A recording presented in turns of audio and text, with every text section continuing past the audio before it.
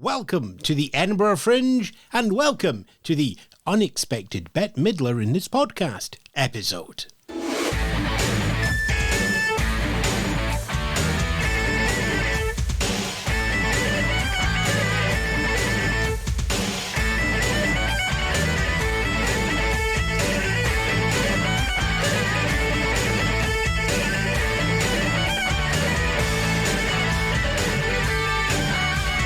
Yes, good afternoon, good morning, good evening. This is Edinburgh calling. Wherever you are, this is the arts capital of the world, the podcast. Please note this is an unofficial podcast. It's nothing official to do with edfringe.com. They have their own podcast seminars and stuff going on as well. And there are many other podcasts and there are many other shows. And we're going to talk about one, and this is just one. I need to search for all the others because it's a wonderful, wonderful community. But I thank you for years for the next 20 minutes.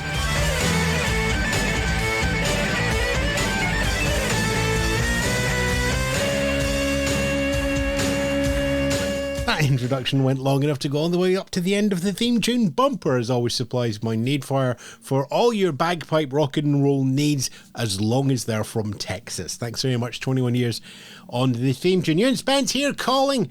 And, well, yes, we're getting through the Fringe. We're in the middle of the week now, middle of the first week. But given that a lot of previews started Tuesday last week, we're now on day 8 for some people, day 3 for some others, and it might be day 1, or they're not starting until Friday. The calendar is all its own, so always check when you go to book your tickets that you're booking for the right day and the show is actually on. Anyway, okay, question. What if cabaret, disaster movie, philosophy, and Geri Halliwell?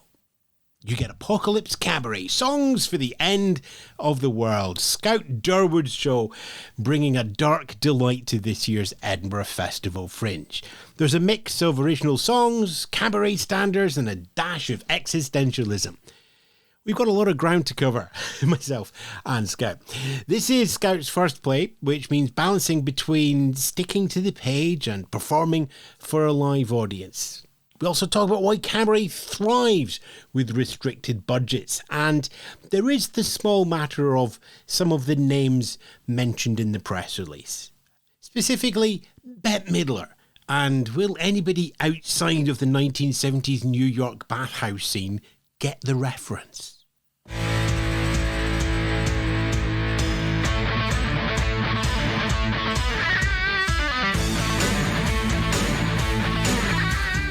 Yeah, let's go for the artistic opening to this interview. If you gaze long enough into the Fringe also gazes into you.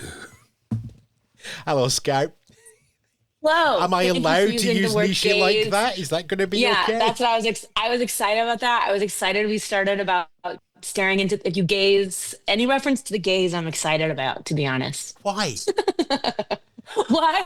Oh, I am one. I like the visibility of, I think everybody should be a little gayer. It means happy, really. I don't know what you were thinking, but yeah. Well, I was went with gays, not gay, but there we go. That's just... I know. Oh, I see what you did. Sorry. Yep, that's on me. Oh, you did.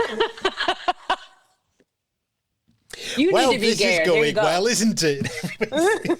Scout Durwood joins me now in a train wreck of a show. This one, your show is not a train wreck, it's Apocalypse Cabaret. Well, it kind of is. It's an apocalypse. Tell us about it. It's not far off. Apocalypse Cabaret is it's sort of what it sounds like. It's a cabaret that counts down to the end of the world. And as sort of the apocalypse unfolds, some personal narrative comes in. And I think like I'm really interested in like the specific experience as collective experience. We can feel like, oh, I'm the only person who X, Y, or Z. And I think that for me, that the value of diving into there is a naked man in a hotel in a window directly across from me. That's incredible. I should just point out, given it's an audio podcast, that's not part of the show. Yes. That's actually happening to you right now. I looked up and there's just a naked man changing in the window, folding his luggage or folding his. Welcome to the set of Friends, the next generation. It's what it is. Yeah. But that's what I mean is like there's this beautiful thing I think narrative can do when I don't do a ton of super autobiographical work. This is a bit closer, though it is a narrative. It's not, a documentary. But I think what's interesting about it is you then create these like touchstone references just for like, I just saw a butt. Oh yeah, there was a big butt on Friends. Do you know what I mean? I think that's a really cool experience of kind of like tying us all together. I don't want to say especially now because I think it's especially always, but right now it's pretty easy to feel like you're alone in your apartment experiencing everything alone. These sort of shows at Fringe where, you talk about here on the surface, the end of the world, it's right there in the title, but it goes deeper. And then you have the contrast, as you said there, of real life. Yeah. How comfortable, uncomfortable is the wrong sort of pairing there. But how does that duality of real world and show affect you as a performer? I have so many thoughts about that. And one is that for a totally different project, I was watching some old like camcorder documentary footage from like the mid 90s. And it was so interesting because the people they were interviewing didn't have this automatic like posture attached to them. They had like a strong regional dialect that you don't really hear anymore in New Jersey. Yeah, there's a New Jersey accent, but it was interesting to think about how much we all kind of curate ourselves in our narrative because we interact so much not in person. So I tend to be a bit self-conscious about what I say on stage because I do like if I do I'm a writer first and foremost. So this show and another project have like really helped me let go of like, this is actually what happened because it's not. And even if it is like, the value of that is less than the value of the story. So it's funny because people form a relationship with the character. And so sometimes you have to like, you as a person want to step back a little bit and be like, yep, let that character live on. Or like sometimes it'll just be confusing because you'll kind of Hollywood a story just to make the chronology of it cleaner. So maybe you'll combine two people, no problem. So then you'll make two events happen on the same day that actually happened a week apart. And then it can get confusing when people reflect that back and you're like, that's not how, oh, that is how it happened. Of course. Sorry about that. So to me, there's this interesting narrative of what truth is and like why it matters. And truth in storytelling is different than truth in a court of law, but also that actual truth, actual lived truth is becoming kind of fictional. You know what I mean? Like social media and not even that. I just feel like now if you ask someone a question on camera, they know. They adopt a posture. It's very intuitive to them. This feeling of being watched is way more our society's way more saturated with it, I think, than just people who explicitly do it for a living. So I record the interviews on Zoom, so we have a camera. Does that mean I would have got a different answer if we'd turned the cameras off? Yeah, maybe. I mean, if we turn the cameras on, I mean, that's so interesting. I think I'd be fidgeting more for sure. Not that I'm not fidgeting now. That's so interesting. Yeah, I mean, I'm definitely like self-conscious of like I'm looking at my hair and I'm like, oh, I should have, because I'm just going in rehearsal, so I'm putting you know what I mean? So, yeah, I do think, yeah, I think seeing yourself is hard. We're a very visual. I like got really interested in that dog. Their primary sense is scent, so their sense of time is different because it's like as long as they can smell bagel, you are eat bagel, bagel present. But for us, it's only if I see you eat the bagel, I'm like, oh, you're eating a bagel. But that ing present tense is different depending on how you take in the world. So yeah, I do find sight really interesting and dynamic, and I'm curious what exists outside of it. And I suppose here you have an interest contrast with theatre work and some of the TV work you've done because in theatre you've got sight of the audience.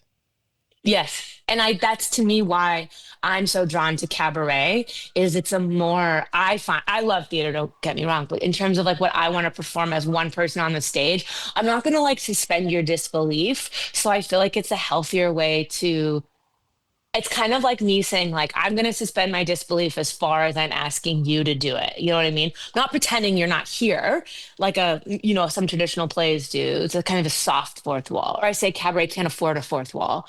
We're too broke. It's just one, two, three in a show. Cabaret can't afford a fourth wall. I'm just going to write that one down. That's your next Yeah. year's show title, really, isn't it? Okay. Next show I'm going to do in a box on a stage and I'll call it Fifth Wall. So many places I can go now with those last leads. I want to stay with the live stuff, actually, because, Yeah. we mentioned audience sight there, but Apocalypse Cabaret has been on show, on test, in Fringe around the world for a couple of times now. So what's it like with different audiences? Holy moly. This show has been like my director and I joke that she's like a kid we adopted and she stole our money and sold it for drugs and then like flushed the drugs down the toilet and we're like, at least do the drugs. Like she's been tricky. The She, as in the show, show. she's in the Okay. show. My director does not. Well, maybe, maybe she does. I don't know. No, it it's been wily and it's been really hard. The show has been phenomenally hard to figure out. It's also a weird length. An hour is a weird length of time. It's especially because my show has so much music in it. So like you're balancing this really interesting level of real estate in terms of like the music and the tech and it's cabaret. So it's we have two originals in it. Is that right? Yeah. So you're borrowing someone else's language to tell your story. It's a very interesting balance. I do think it's been one of the hardest things I've ever like put together. But I also know that we were talking about this last night with like our lighting guy that I was like, I have so much guilt about how much we keep. I mean, I've sent him like three versions of the script and been like, this is the locked script, no more changes. And I'm usually pretty good about that as a filmmaker. But I'm like, man, I don't know if I'm messing up or if this is just what this process is. And he's like, he's done a lot of solo shows and theater, and he's like, I think it's just what it is. I think the flame gets hot no matter what, you know. Why is the show a she? Interesting question because I am super pronoun fluid. I Different groups of my world default to different pronouns for me. I've always been since I've been like gone to university, I've been in like pretty queer spaces. So we just kind of use gender and pronouns as we see fit. Actually, the I shot a short film in just in June. Is that right? End of May, beginning of June. And I didn't realize that I'd written the protagonist. I kept changing their gender because it was kind of like it depended on the sentence. So I do think gender for me is very kind of like situational, but we really did decide the show is a she. One of the elements of this show that my director and I got really interested is what we call girl world. There's a chunk in the show that kind of time dashes to my adolescence, and I was really interested in Ellie Heyman, my director, and I were interested in creating that like safe space of what we call girl world, which was just this like mid 90s, early 2000s kind of soft space. So the show is a she. And actually, the protagonist in the show, we've shifted. It started very non-binary, and it's since very much girlified itself, which is so fun to explore. One of the things that I found fun is, obviously I get all the press releases here and we go through, and there's, press releases are their own special language with keywords. And I mean, Nisha's in there. So it's just like, I think I know how I'm going to open this interview. And then you've got Spice Girls mentions in there. But Yeah. the line that stood out for me, and I'm thinking, like, who's that line for? Is, the show is a throwback to the Bette Midler bathhouse show. Bathhouse. And that's a really, really specific reference. Yeah. Well, cabaret's so funny because it's like, I think what cabaret is like a multi-hyphenate genre.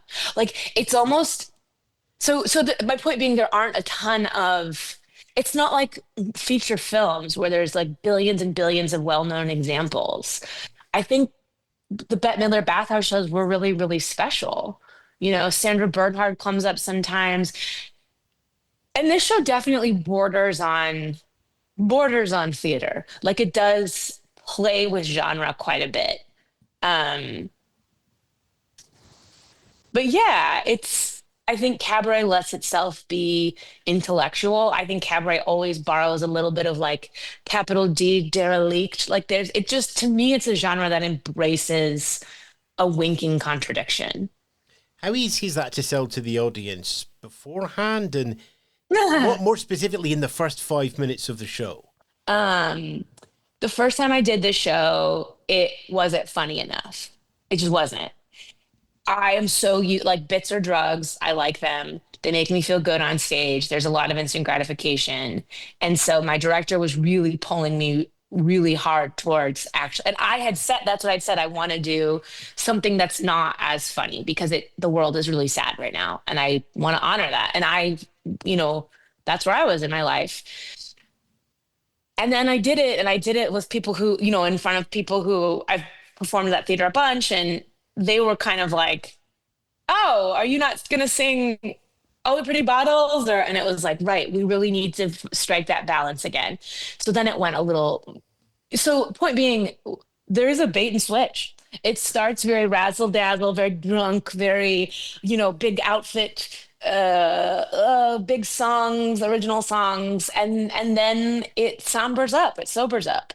Is there like I don't give too much away now, but is that a snap moment, or is it one of those sort of, I'll use the phrase creeping darkness at that point that just kind of like bleeds into the show and it sort of crossfades? Ah, I can do you one better. It's a montage. Gotta have a montage. You'll always remember the montage. Think of any big film. You can't remember most of Rocky, but you can remember him going up the steps, can't you? Yep, it's a montage. Yes, it's a montage. How do you and Ellie play that in rehearsals?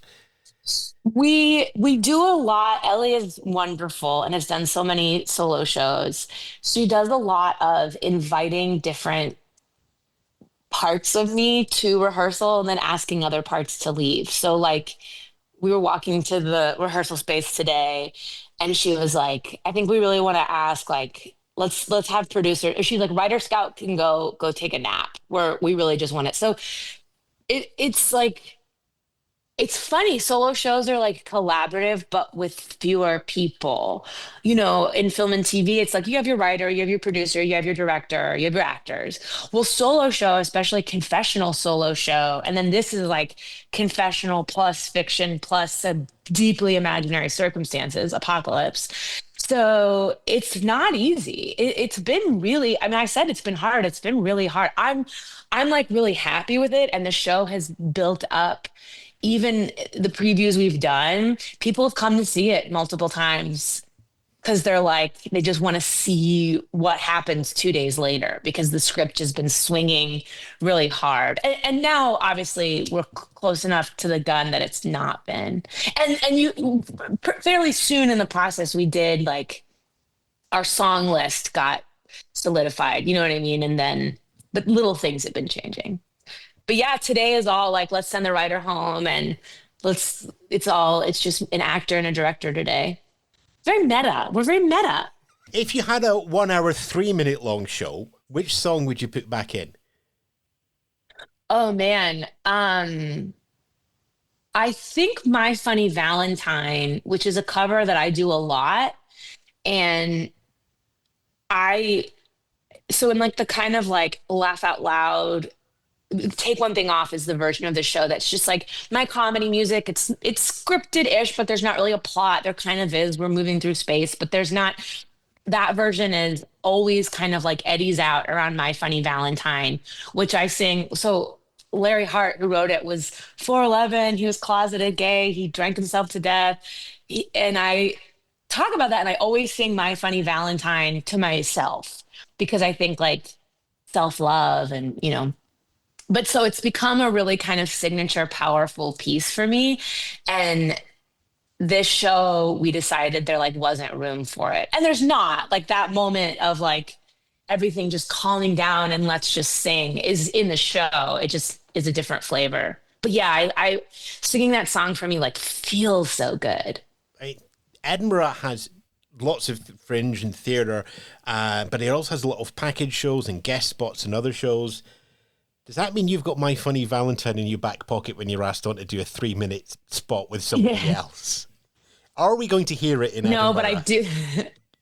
I don't think so. The songs that I do for shorter shows, I have like my comedy hits. They also got cut. So that's actually really true. I'd say the second song I'd put back in is I Don't Want to Hold Your Baby. It's an original comedy song, but it's like a big pop banger. Yeah, I do miss my funny stuff. I love it. Not that the show isn't funny. It is very, very funny, but it's like, yeah, it's just way more narrative than the version of it that's like really easy to tour. That's like sparkly outfit. When I say hit it, cue the next track. If you make a mistake, who cares? You know what I mean? Like I can ask. It's just like it's very fluid. This show is much more technical. Why Edinburgh? Well, the true answer is Phil Nickel. Right, okay. This podcast has been running for 21 years, and I suspect that at least 5% of the interviews would be able to answer with, because Phil Nickel. Really? Yes. I have to tell him that. He and I worked together on this Spiegelworld show for over a year, and he left it a little before I did, and he had really been like, go to Edinburgh. And I was in a big, I mean, the pandemic shifted a lot of careers, and I had really pulled back into writing. I really love it. And then I was performing live in the Spiegelworld show, and I was like, oh, I love this. So he's like, oh my God, go. And I was like, I'm going to go. And then last year I couldn't go. The summer was really intense with the Spiegelworld show. And so this year I knew I was kind of exiting the show I was kind of starting to like phase out and take breaks. And I was like, yeah, I'm just going to do it. And then he's like, you're going to have a blast. It's great. And then I've now called it like the closest I've ever been as a lesbian to an accidental pregnancy. Because it's like, I don't know that I knew what I was signing up for. I don't know if I knew that this is how involved it was. I would have done it. But I'm like so glad. I'm so glad we're here, and I love my baby. Somewhere in there is probably a joke about 3.5 weeks of forced labor, but I can't reach for it just now. So I'm just going to ask you when the show is on. When the show, well, the other analogy is that my director says yesterday, she's like, apparently when people give birth, they black out the pain. Like it's impossible to remember it. And the joke is that otherwise you would never do it again. And that's what it's like to write a solo show. It's like if you remembered how painful it is, you'd never do it again. What was your question? I missed it. I'm sorry. That's right. I can shift around 2 elements there, so I'm just going to take a moment to take a note. Yeah, of course. Second half. Because Phil Nickel, I have to tell him that. Oh, dude, tell him I say hi, by the way. He should remember. I will, yeah. You will look back on Edinburgh and remember it with joy, but if you ask Phil, he might suggest that certain bits you just kind of forget about until the next year. Tell us when the show is on, though. As the show is at 9:20 at the Dairy Room at Underbelly. We open on the 30th. I think previews start the 30th, and we run the whole festival. So, yeah, please come out. And we will have links back on our website direct into the ticket office, so you can get your tickets there at edinburghfringe.thepodcastcorner.com. Scout, where's the best place online for people to follow you, find out more, and all of that shenanigans? I'm at Scout Durwood across all platforms, but I probably Instagram is where I post the most, which unfortunately is not the best. I'm not good at it. I'll hire an assistant, and for Edinburgh, I'll post every day. No, I don't know, but yeah, at Scout Durwood on Instagram. We'll put a link into Instagram as well on the site. Apocalypse Cabaret, songs from the end of the world. Scout, you're going to enjoy Edinburgh. It'll be an absolute blast, and looking forward to the show. Bill told me if I'm the last person in a bar, it's time to remind myself to go home. That was his advice for stamina. If you're the last one standing, go lie down. Last one standing at the end of the world. Yeah, there you go. Sound advice.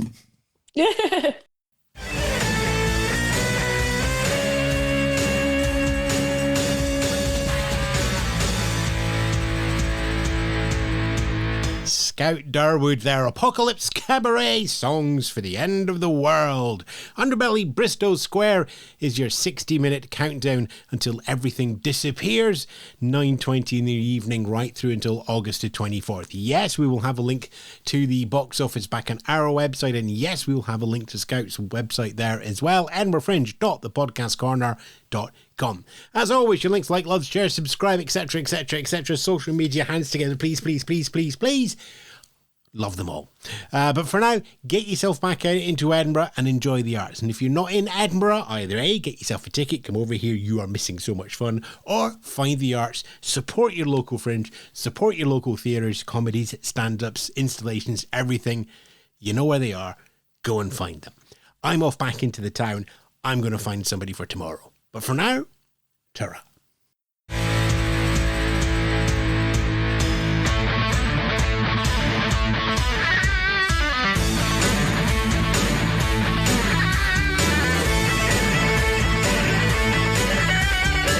You've been listening to the Edinburgh Fringe Show, hosted by Ewan Spence, produced by the Podcast Corner for Spence Media and Radio 6 International. Listen to more from the Fringe at edinburghfringe.thepodcastcorner.com.